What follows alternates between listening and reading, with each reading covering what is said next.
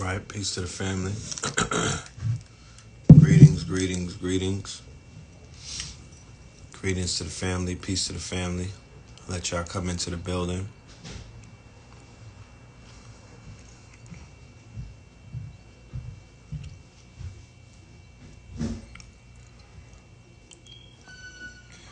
What's goody? What's goody? Good evening, everybody. Peace, peace, peace. What's happening?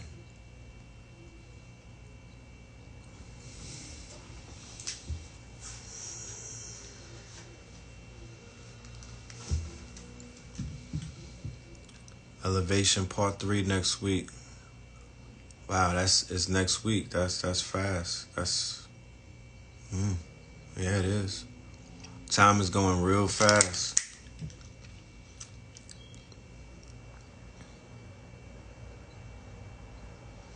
Yeah, I met DMX in Harlem. Quiet as kept. Brother Sutek, who used to be in Harlem with us. That's DMX old manager. So I got a picture with DMX outside of Jimmy Jazz. It was Shaka Atmos, me, and Brother Sutek. We got to chop it up with DMX. And Sutek used to be his manager in his early rap days. So they go way back.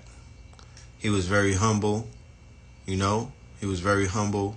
He was taking pictures with all the babies and the ladies, you know what I mean? He was in Hollywood and standoffish. He came across the street with us for a little while and chopped it up. You know? So I got fond memories because as a child, as a teenager, as a youth, right? When I was outside, when I was in the club, you know, DMX, he had his hand in the soundtrack of the streets, you know? He wasn't the only person that had their hand in the soundtrack, but he played a big part, you know? He made street music for street niggas who were into street things. He was a spokesman for the streets, and he spoke to the psyche of black men who have mental health issues because they're tormented, they're traumatized, they have PTSD, they're fighting their demons, you know, and some of them, the dark side has taken over. So they have a battle, a continuous battle. Maybe every single time they get high, you know, maybe every time that they wake up or look in the mirror, there's a battle between their lower self and their higher self. It's a battle between their fear body, their pain. So they're having battles between their fear body and their pain body and their regular body. These are foster kids. These are kids that went into the system, the jail system, and the juvenile jail system. These are children that have been abandoned. You feel me? These are those children who have grown up and young teenagers, young adults, you name it. DMX was a spokesman for them. You know, he was the king of the misfits. He spoke for the misfits. He spoke for niggas that was possessed, you know, by the evils. Not the devil, but the evils. D, EVILS. Jay-Z talked about it in a song. And DMX personified it. Niggas is possessed by the evils. He spoke for them. He was a poet. He was a poet who stood on the left-hand side, and he articulated the complexities of being possessed by the evils. Some niggas call it going outside. Some people call it hopping off the porch. Some people call it being in the trenches. I would just say niggas is possessed by the evils. You know? And when you listen to his prayers, and if you break down the lyrics that he was talking about, and not the club music, not the top 10, you know, party anthems like I'm talking about the deep shit that's on the album. I'm talking about slipping, songs that sound like slipping. The deep shit when he's introspective. Because when I'm listening to a lot of the Rough Rider anthems and all of that, to me that was album filler. That's not real DMX. You know what I'm talking about? And I'm not taking anything away from anything that he did or his catalog. What I'm saying is the DMX that resonates the most with me is the DMX that's crying out for help. The DMX that's tapping in, you know, and being vulnerable. The DMX that's being very poetic and whatnot. He was real nice with the you know, with some of his words. And then the DMX that's on his Dark Man X shit, Damien, Omen and all of that. That's still the DMX. I'm still relating to him, right? And even with the party shit, like all of the commercial songs, like, you know, Rough Riders Anthem and Stop Drop and all of that. That was, you know, that was back in those days where you had to make these commercial club hits. You know what I mean? But I could tell that he wasn't all the way in his zone on those songs. You know, he was very complex. Very transparent, you know, very redemption prone. The energy, the passion, you feel me? The passion. So the passion and the energy for me, that shit really hopped out when he was talking to the shorties, what these bitches want from a nigga. When he was talking to these shorties and when he was talking that redemption inner, when he was going inside of himself. Now, you have to also keep in mind, he raised up a whole generation of young niggas, right? DMX, interestingly enough, think about this, right? And I'm not reaching and whatnot when I say this. He was born in 1970. He dies in 2021, right? 50 years old. He represents, if you were to ask me, because the children that were born in the 60s are different than the children that are born in the 70s. The children that born in the 80s are somewhat different than the children born in the 70s. And he personified a black man experience in America in his 50 years of life. And I'm not comparing him to the brothers who are highly excelling in schools like college. You know, I'm not dismissing them as well. I'm not dismissing them. I'm not saying that they don't have validity, because they definitely do.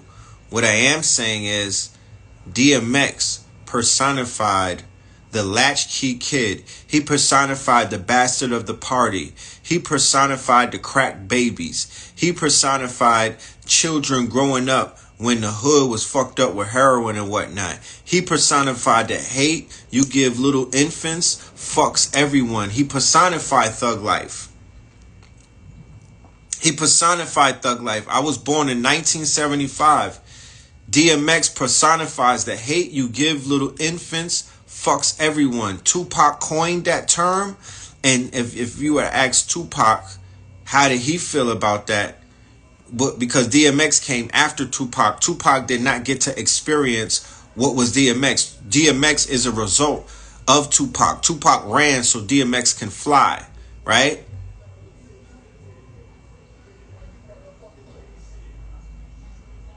And as you hear me, you're going to hear, I'm in Bed-Stuy right now. I'm in BK.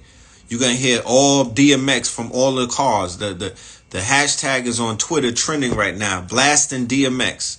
And when you read it, it's people in all places that are hoods. It don't got to be New York, but New York is heavy on the Twitter feed. And they're like, everywhere that I go, they blasting DMX.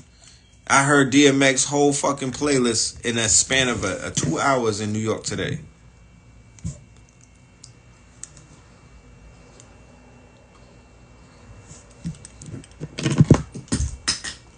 The shit that he went through, the father leaving him, the abuse, he got traumatized as a child, right? He was being traumatized and he was being abused and he was being taken advantage of, right? Yeah, the 70s babies raised the 80s babies. And his father stepped out on him, right? His father stepped out on him. And he grew up experiencing levels of poverty that a lot of the children who are identified as the latchkey generation experience, right? Our parents didn't have credit cards in the 70s. It was really rats and roaches running around. I don't know where all of them went. I don't know where all of the rats and the roaches just packed up and left to. But when back in those days, even before crack hit, there was a level of poverty that was unnatural in the hoods. His journey, his struggle, his transparency, the fact that he was persecuted in public, he fell forward a few times. He had a vice. He had an addiction. It's called a vice. Some people are addicted to porn. Some people are addicted to corn. Some people are addicted to sugar. Some people are addicted to cocaine. Some people are addicted to opiates. Some people are addicted to sex. Some people are addicted to eating. Everybody has something that they're fighting to a degree. Unless they are completely mastered themselves. I'm talking about self-mastery where you're standing on top of everything. You're not letting nothing hold you. Nothing is on your fucking back. Nothing is on you, right? If you're one of those people, I'm not talking about you. But for the other people, the other percentages, there's motherfuckers addicted to dopamine, right? Addicted to attention. Their egos are addicted to being flattered. You know what I mean? Stroke my ego. Hit the fucking like button. You know what I'm talking about? Help me release some dopamine. You know what I mean? I need to get high right now. You know what I'm talking about? Addicted to being on Instagram and taking pictures. Addicted to, it's so many addictions. There's so many vices that are going on that I can identify my generation has succumbed to.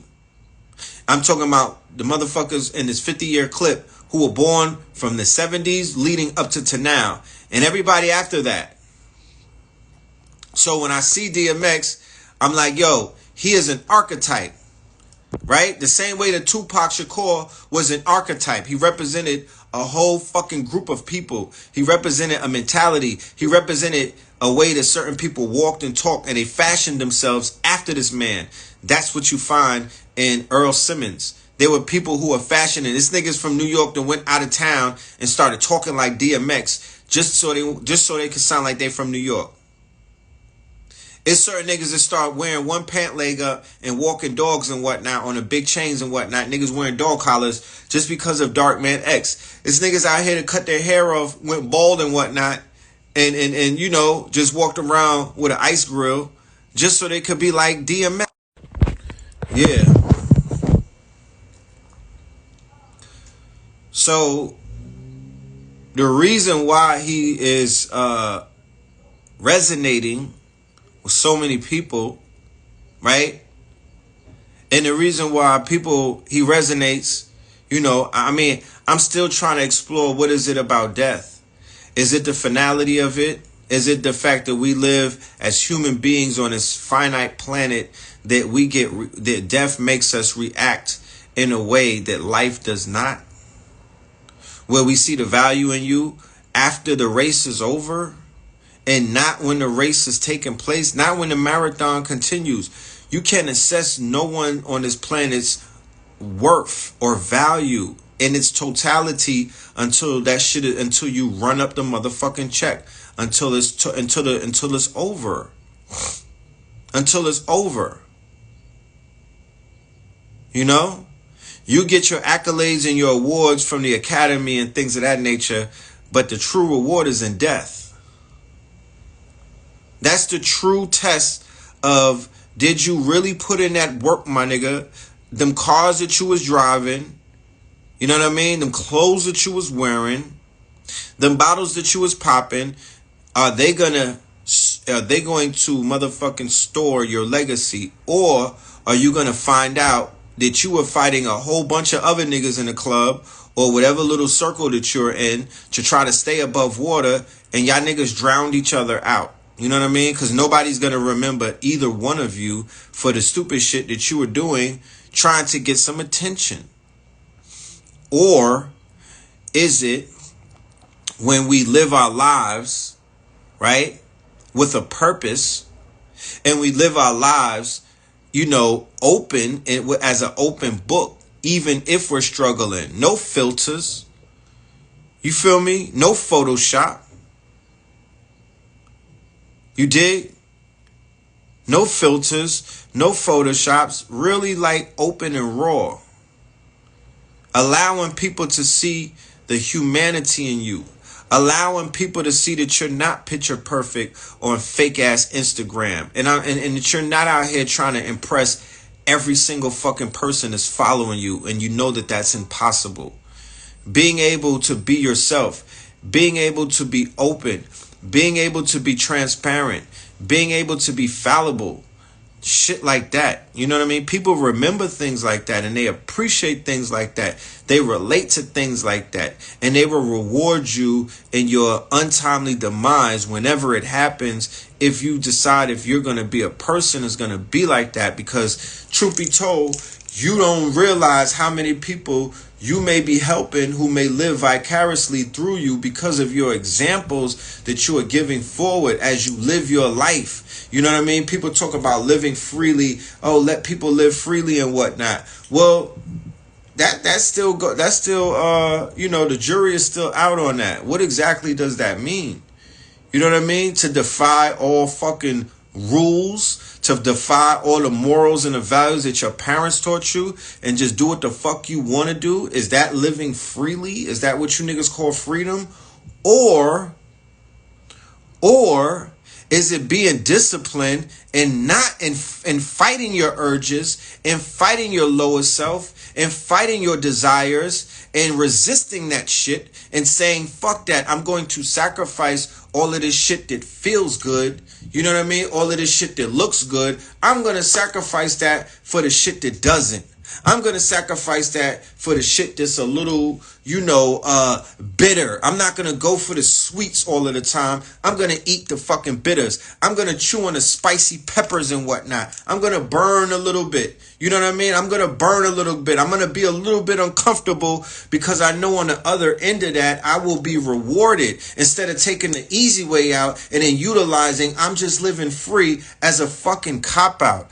Nobody's going to remember you for shit like that. They're going to remember that you took the easy way out, and you defiled and you motherfucking devalued yourself in the long run by doing it. Now, when you see brothers like this man, although his content and although his walk in life, right, did not necessarily fall in alignment with this puritanical fucking image that we put on each other, right?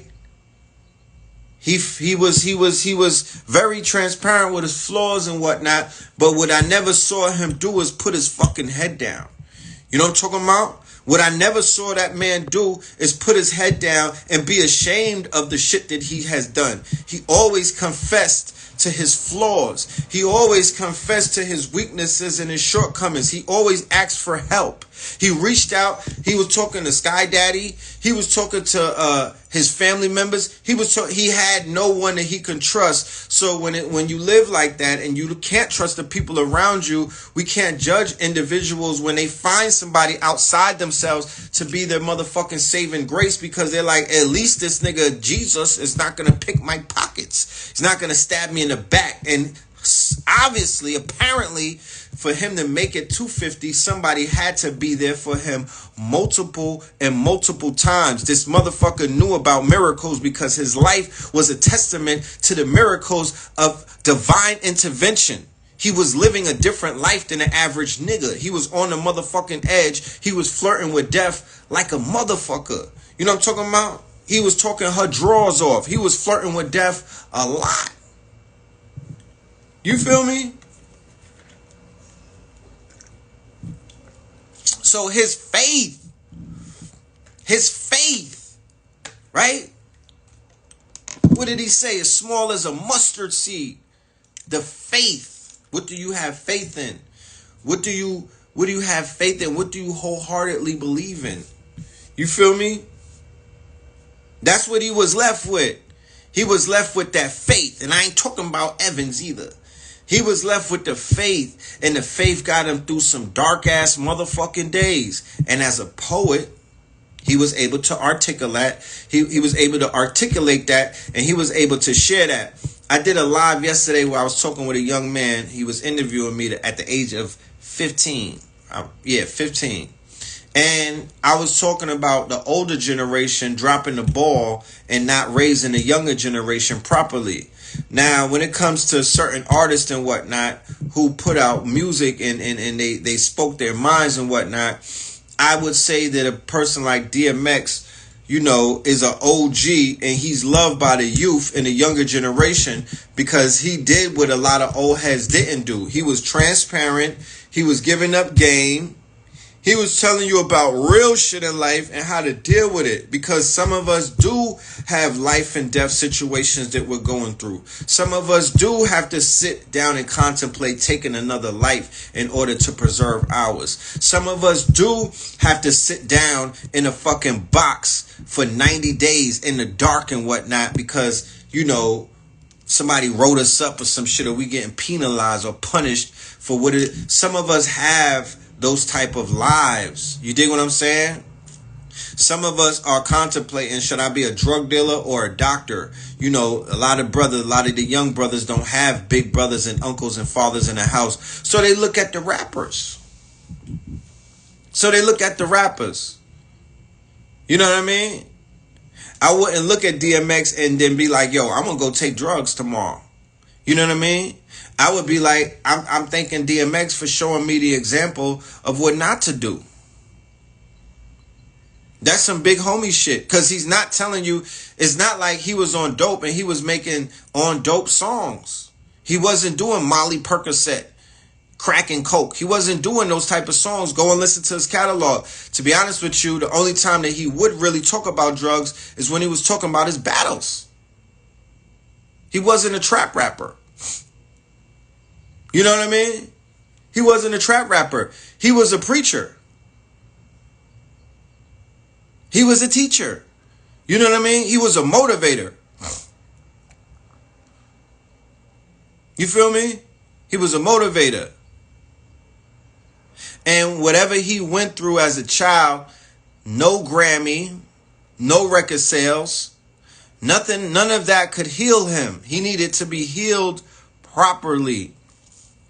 He needed to be healed properly. And unfortunately, and I would say fortunately, not unfortunately, fortunately, I feel that he received his healings. He put in 50 solid years, right? And he will be, I promise you, I know how this shit works. He is going to be exonerated for all of his petty crimes that he did in the eyes of the Lord.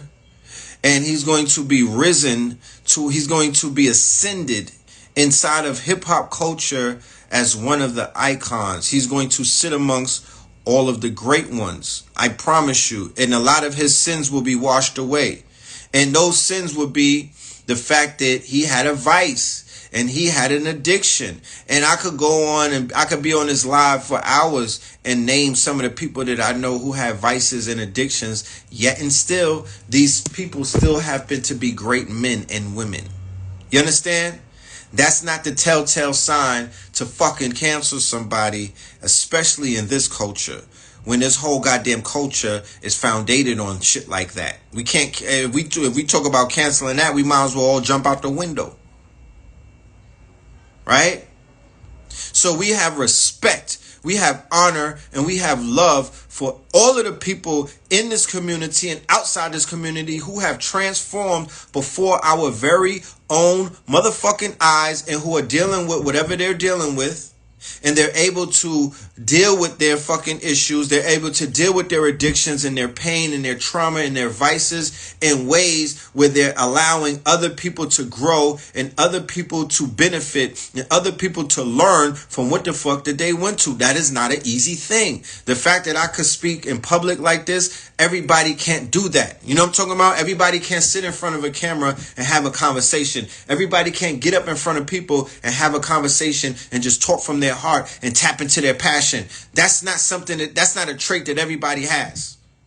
And for those who are willing, or those who push through whatever their fears may be, whatever their shortcomings may be, to do something like that, you got to be able to honor those people, because I promise you, it is the scariest thing that you could do, to stand on a motherfucking ledge, you know what I mean, butt ass naked in front of the world and expose yourself. You know, and expose yourself. So for the people who get on crosses, you know, the proverbial cross where you sacrifice your ego, or you sacrifice your image, or you sacrifice who the fuck you are so you can help people, I honor you. You're honorable. You know, you're honorable. Your name deserves to be in motherfucking lights. So a brother such as DMX, who was very transparent, who got on the cross, who helped a lot of people in their addiction. You know, crackheads love DMX. You know what I'm talking about? Dope fiends? That's their nigga right there. You know what I mean? He was the underdog that everybody was rooting for. Right? He was the underdog, literally, that everybody was rooting for. We knew the issues, but we was like, fuck that, nigga. If anybody could get off of that, it's you. If anybody could break through, it's you. If anybody could bring the hood to the Grammys, my nigga, it's you. You know what I'm talking about? That was his mark. That was his calling. You know what I mean? So I just want to celebrate this man. I'm about to go outside. It's Friday. I'm in the hood. You know, we're going to play some music. We're going to play his music. We're going to put some things in the air for him. You feel me? We're going to do it properly. So, because he went into a coma. You understand what that means? He went into a coma.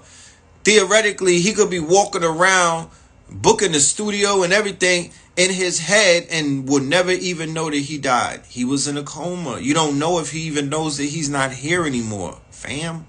He could be stuck in here. When you're in a coma, you're stuck. You're stuck.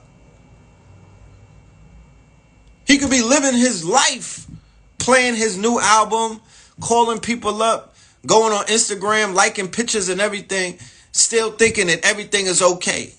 Not realizing he's in a fucking coma and they pulled the plug on him. What's the movie? Sixth Sense with Bruce Willis and a little boy. He was dead the whole fucking time and didn't know it. You know what I'm talking about? He got stuck here. He got stuck here. So we're going to have to get him up out of here. Those of us who are the light workers, those of us who know how to get, who know how to elevate, we need to do the work. We need to get him up. We need to get him out of here. We need to make his ascension, you know what I mean, happen properly, because he ascended. He didn't die. It's not the same as certain people when they die. He did not die. He ascended. You'll see it. You'll see the ascension of the dark man. I don't even have to give you the foresight. You're going to see it in the next 7 days and whatnot. He's going to ascend, right? He's going to ascend. Okay? He's going to ascend. Nipsey Hussle ascended. Pop Smoke ascended, right? Kobe Bryant ascended. These are ascension protocols. These men did not die. They became iconic in their ascension. Okay? You should want to ascend up in this bitch. Up in here. Up in here. You know? Up in here. You should want to ascend. So what are you doing to become a motherfucking legend, beyond a legend, to become an icon? Yeah, pray for Black Rob. What are you doing in your everyday waking life when you get the opportunity to breathe? You get the opportunity to put up some points on the board. You get the opportunity to make a motherfucking poster out of a nigga. What are you doing every day to solidify your iconic status so you could be another one of the stars that are in the sky, my nigga? So you could tap out and be a motherfucking icon. You want to immortalize yourself. Fuck that. Don't play small ball. You only live once. And we all have a motherfucking date. Please understand that. We all got a number, my nigga. We all got a number. You know what I'm talking about?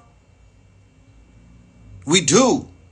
So it is our duty to be great, especially seeing the struggles that this man had to go through and the shit that he had to motherfucking carry on his back, and the fact that they shot Nipsey Hussle in a fucking parking lot in front of his goddamn dream, his store.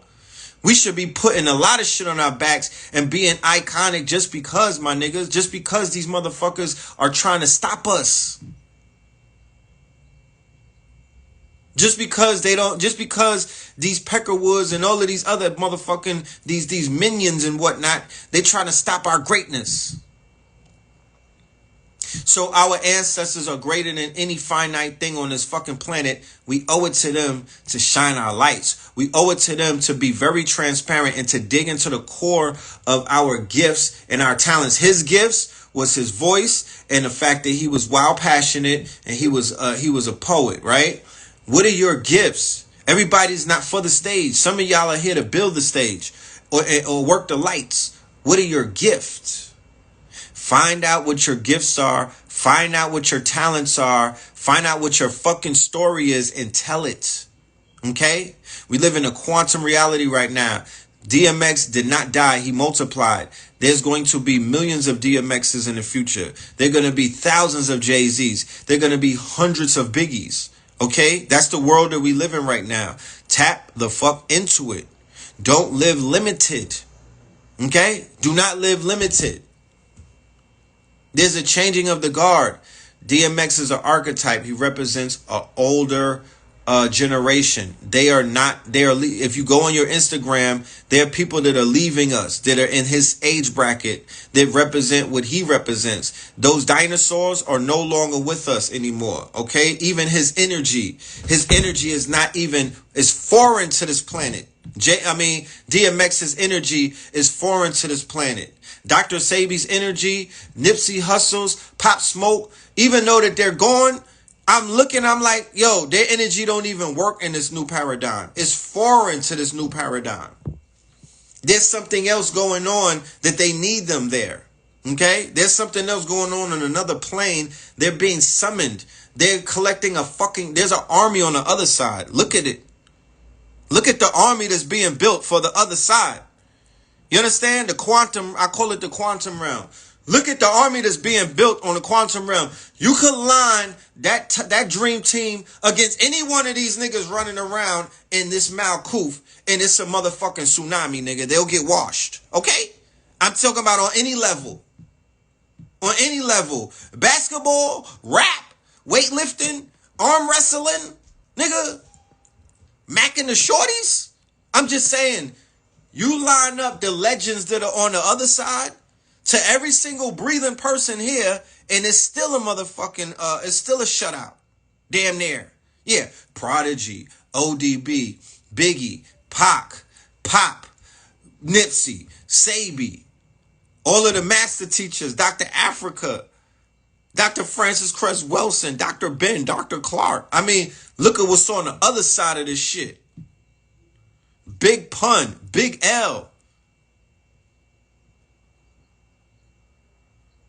You understand what's going on? in the motherfucking ancestor realm? Gil Scott-Heron, Bernie Mac. Do you know what they're building up? Malcolm X, El Malik Shabazz. Do you know what they're building up? Do you know what's going on? Tupac Shakur. Yeah, Space Jam 3. We in the metaverse. There's an army on the other side.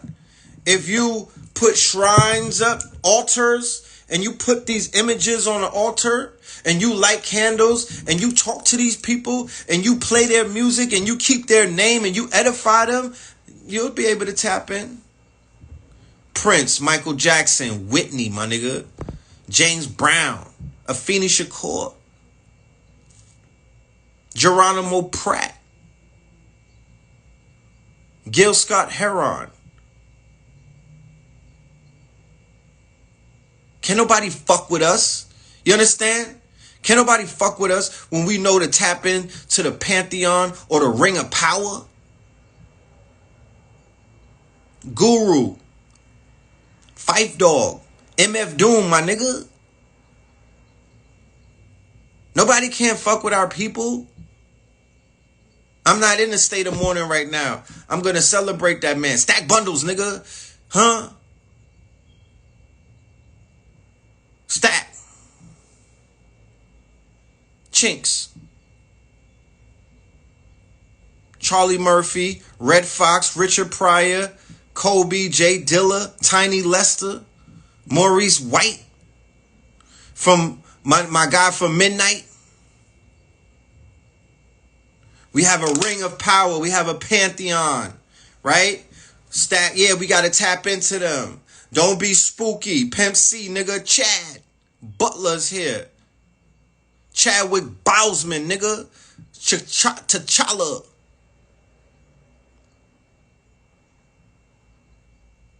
Cicely Tyson, who was born a day after DMX.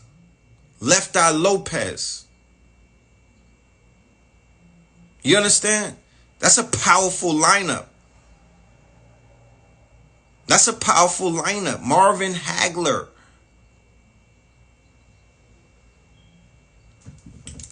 My dude. Hank Aaron. Muhammad Ali. Aaliyah. Like, are you serious? Dick Gregory. Ashe to every single one of our glorious ancestors, our Ring of Power, our Ring of Power, our Pantheon of great ones. You understand? When you see those lights in the sky, when you see those lights in the sky, when you see those formations in the sky, Miles Davis, Andre Harrell, John Singleton, when you see all of those ships, Dr. Delbert Blair, Pop Smoke. When you see these lights, just know, Barry White, just know who they are and who they aren't. Because if it was a malefic entity, or if it was anybody that was European or leaning on the European side, they would be doing more malefic things than we've ever seen. You know, that's just my humble opinion. You know, quantum realm is real. The ancestor realm is real. They're willing to work for you if you work for them. Aretha Franklin, you know, we celebrate the great ones. Maya Angelou, Gregory Hines. We celebrate the great ones. We need our own quote unquote museum to highlight all of these great ones. Ray Charles, we need a museum, we need a shrine or altar that's the size of a museum. Luther Vandross. You feel me? Because the European uses their museums as their own shrines. We need an all-black shrine somewhere in the country, not on a not in no mega city and whatnot, somewhere on sacred land. And we need to bring our practitioners, all of our spiritual practitioners together to facilitate this quote unquote endeavor. You understand? Ooh, somebody said on a blockchain. Jam Master J. Right? That's needed. That's needed. You know? We just seen, this. What's not going to stop happening is that our great ones are not going to stop making transition. You feel me? We live in a day and time where that portal is open. That portal is open. We will see more of our great ones make their transition because they're of that age. So instead of stopping what we're doing and being so distraught about it, what we should be doing as a collective, collectively, respectfully, is to edify them, is to create sacred spaces to where their memories will remain intact and not leave it in the hand of the New York Post, the New York Times, Washington Post, LA Times, Rupert Murdoch, or the good old people at Fox 5, my niggas. That part. And it should be infused with the technology of today, and it should be decentralized, and it should be forever locked in on a blockchain. That part. You know what I mean? That's how you solidify things forever in the metaverse. Forever and ever, ever, and ever, and ever, and ever. So if anybody is interested in moving in that direction, that's what they made these inboxes for. Feel free to DM me and we could talk about it. Or we could have a collective conversation about it based off of who wants to be a part of something like that. But like I said, I live in a day and time where if I watch a person like DMX have a stroke and make transition before he was able to complete what the fuck he wanted to do, because when I was watching him on Drink Champs a month ago, he had a lot of shit that he wanted to do. His motherfucking, his schedule was booked. He was booked, bitch. You know what I mean? He had a lot of shit that he wanted to do. So when I see somebody leave prematurely, what does that inspire me to do? Finish the shit that I have to do. You know what I'm talking about? It puts a light under my ass, a fire under me to say, nah, fuck that. How dare I think limited? How dare I not think big? How dare I put a cap on my motherfucking ideas when I'm seeing people dying? You know what I mean? And they're not able to finish their ideas. So I'm like, fuck that. That's inspiring me to go big. Go bigger. I gotta go bigger. I gotta go bigger, B. You know what I'm talking about? Life is finite.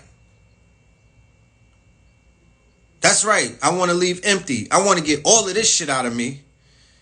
I don't want to die full. I don't want to make transition pregnant, my niggas. Pregnant with ideas. Pregnant with I shoulda, coulda, wouldas. I don't want to give birth to woulda, couldas. You know what I'm talking about? I want to shoot my load. Pause. Or what do you say to that? But that's what I want to do. I want to get it out of me. Yeah, Far Rockaway, Queens is notorious. You know? Yeah, somebody said that's on period.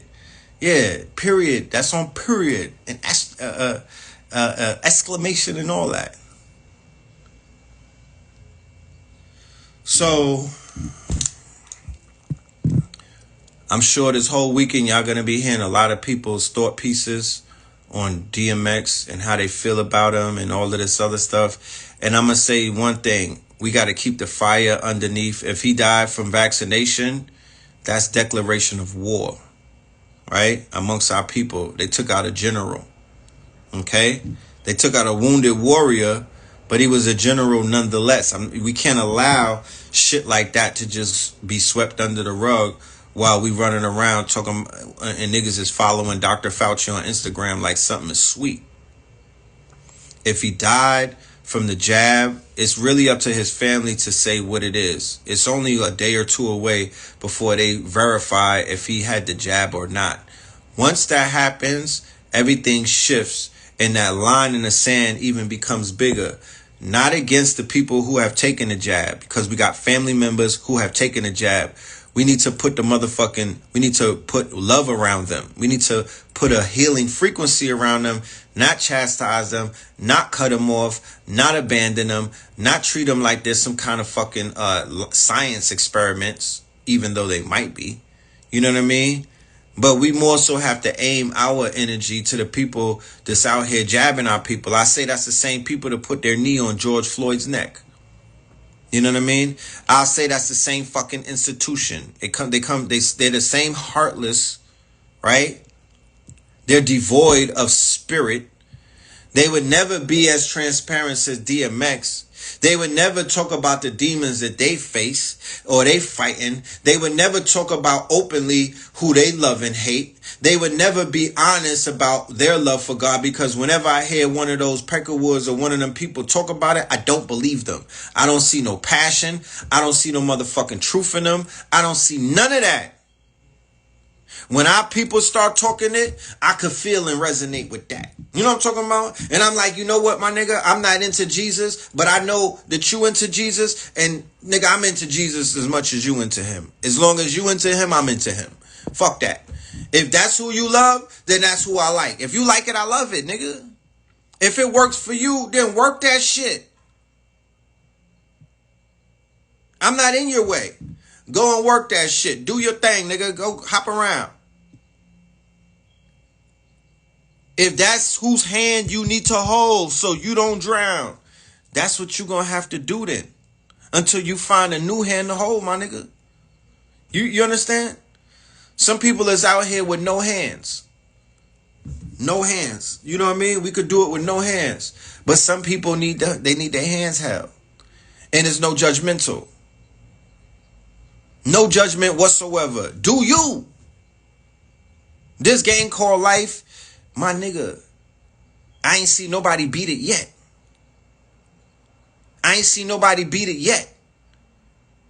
So this game called life is not a game that anybody could just come along and beat. So if you got to hold 8 hands, nigga, do that. I don't give a fuck. Do what you got to do. If you got to take a motherfucking whatever, if there's family members that we have that mentally them gassing themselves up to say, in order for me to feel healthy, I got to take poison. Man, that's an ill fucking trade-off. But if it passes their logic test, then power to them. Power to those people. You feel me? I'm not, power to them. Maybe they figure some shit out that I don't know.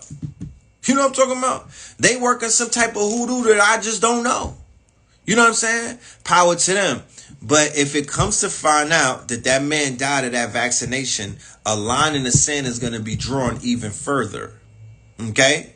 And we're going to start having to aim at the people who are actively out here trying to knock us off. Right? Because if you get mad at the officer that killed motherfucking George Floyd, then the same officer is in a white coat and they out here with a needle. You understand? That 9 minutes on a nigga neck will turn into maybe 9 months or 9 weeks or 9 days. Some niggas is walking out and 9 hours later, shit is going wrong.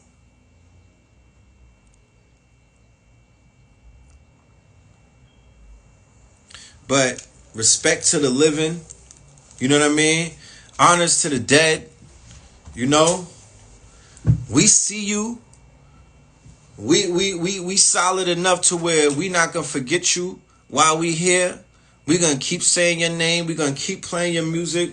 We're gonna edify you. And that goes for anybody that's out here who are affecting the people in a way to where I don't have to say nothing. I don't have to convince anybody. It comes naturally, like with Nipsey and Pop Smoke and certain people. You don't have to sell this shit. You don't have to sell it. It sells itself. It comes natural. They are in the hearts and the minds of the people. Right? That's something that comes with, look, you got to get out of the way of that. You have nothing. Get your hands off of that.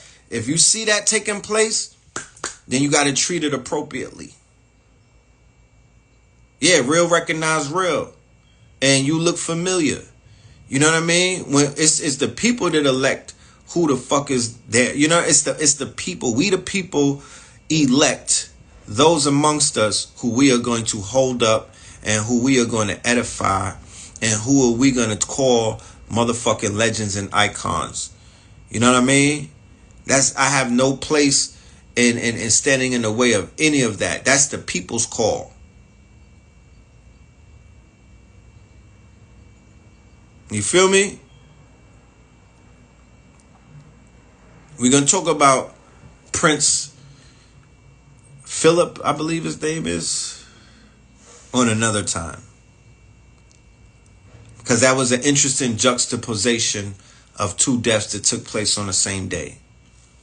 We'll have to go deeper into that later on. So, yeah, I'm going to save the live. I'm going to tap out. I might be on, is it Prince Charles? Okay, Prince Charles. One of them. I don't even know their names like that. I don't pay attention to the people in Buckingham like that. So we might be, Elevation is going to be next week in Brooklyn. Tap into, I'm going to put the link in my bio, in my flow tree. Tap into that. Be a part of that. That's going to be me, Blue Pill, Sister Karma Soul, Sister Hadia, and Sister Rain, hosted by Brother Oraji Nefertum. That's going to be nice. That's going to be well worth the ticket. Is going to be well worth your time. You are going to be fed, literally, with some good food, and spiritually. Prince Philip is his name. Right. Yeah. Prince Philip. You know what I'm talking about? Straight bozo. So, yeah. I appreciate y'all, man. Y'all stay up, man. Stay dangerous. You dig? Be safe out there. Peace.